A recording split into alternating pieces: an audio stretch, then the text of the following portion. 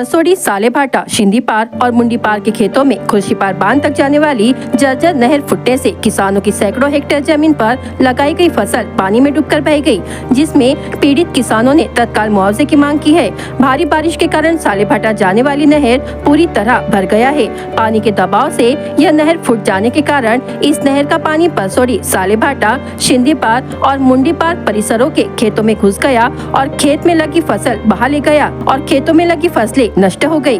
खेत में भूस्खलन के कारण भविष्य में इस भूमि पर खेती करना असंभव हो गया है। पीड़ित किसानों की मांग है कि इस क्षति के लिए सिंचाई विभाग जिम्मेदार है और वह खेती तथा नहर की मरम्मत कराए। किसानों का कहना है कि वर्षों पुरानी नहर जर्जर अवस्था में पहुंच चुकी है। इसके संबंध में किसानों द्वारा बार बार सिंचाई विभाग के सहायक अभियंता से मिलकर नहर की मरम्मत करने के संबंध में ज्ञापन दिए गए थे, लेकिन सिंचाई विभाग के अधिकारियों द्वारा कोई कार्रवाई नहीं की गई। सिंचाई विभाग के अधिकारियों की दुर्लक्षित नीतियों के कारण आखिरकार नहर टूट गई और नहर के बहते हुए पानी ने खेत में लगाई गई फसलों को नष्ट कर दिया। जर्जर अवस्था में पहुंच चुकी उक्त नहर किसानों के लिए सफेद हाथी साबित हो रही है। सिंचाई विभाग के उदासीन रवैये के कारण समय रहते नहर की मरम्मत नहीं की गई।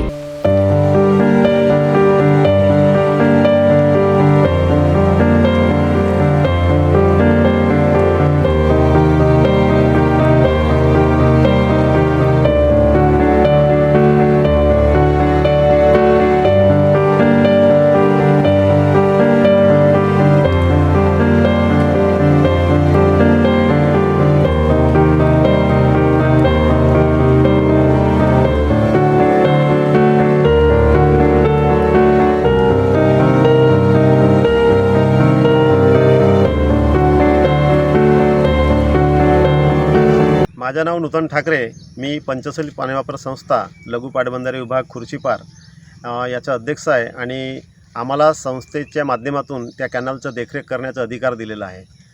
परंतु इथं 10 किलोमीटर कॅनल हे खुर्शीपार तलावाचं आहे, त्यामध्ये 5 किलोमीटर अंतरापर्यंतचे ॲग्रीमेंट असल्यामुळे आम्ही तेथील देखरेख करतो।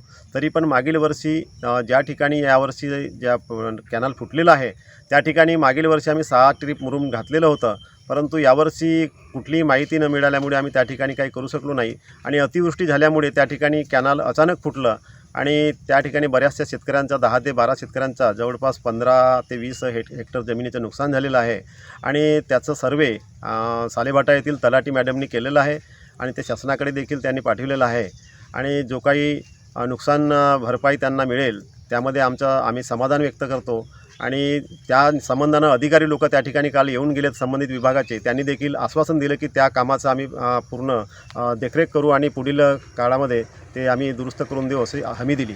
सर, मी तलाठी सालेभाटा कुमारी प्रीती मिश्रा। 28 नंतर जो पाऊस आलेला आहे त्याच्यामुळे माझ्या सालेभाटा येथील जो नहराचा कालवा आहे, म्हणजे जो कालवा आहे तो थोडा फुटलेला आहे। त्याच्यामुळे जो प्रवाह येऊन राहिला आहे आणि तिथले जे लगतचे जे कास्तकार आहे 12 ते 13 जे लोक आहे त्यांचं नुकसान झालेलं आहे आणि आम्ही पंचनामे केलेले आहे आणि पंचनाम्यावरती आलेलं आहे की 15 हेक्टर नुकसान दिसत आहे। भंडारा गोंदिया जिला वासियों के लिए खुश खबर है। अब आपका मनपसंद channel BS crime India news अब आपके केबल नेटवर्क पर, जी हां, अपने केबल नेटवर्क के एशियन चैनल नंबर 50 पर उपलब्ध है। BS क्राइम इंडिया न्यूज पर खेल, राजनीतिक, क्राइम, साहित्य व अन्य खबरें प्रकाशित की जाती है। हमारे साथ जुड़ने के लिए तथा हमारे चैनल में खबरें, विज्ञापन आदि के लिए संपर्क करें 8669151757 पर।